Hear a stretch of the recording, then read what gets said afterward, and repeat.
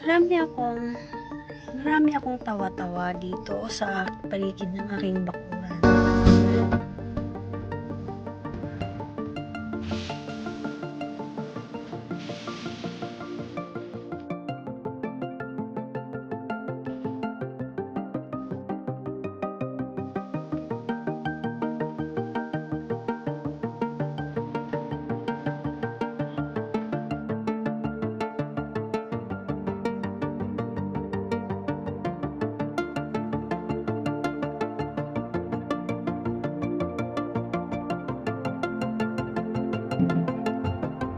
Sabi natin na kahit saan tumutulo.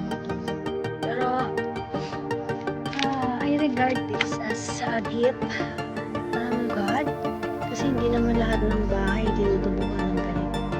So ayan no, laging tawa-tawa. But there are so many instances na namin humihingi siya na may tingin, hindi ko nawawala, non-stop talaga yung tulong niya.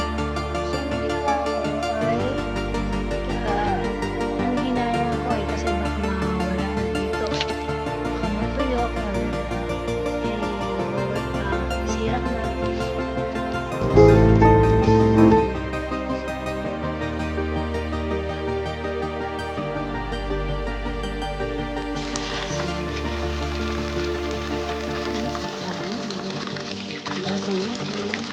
Sama yung ugat. Sama yung ugat ng kinagagawin.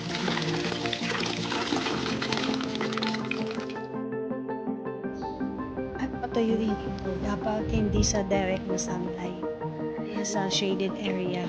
Kasi mawawala po yung bisa niya pagka naarawan siya ng araw. So, air dry lang siya.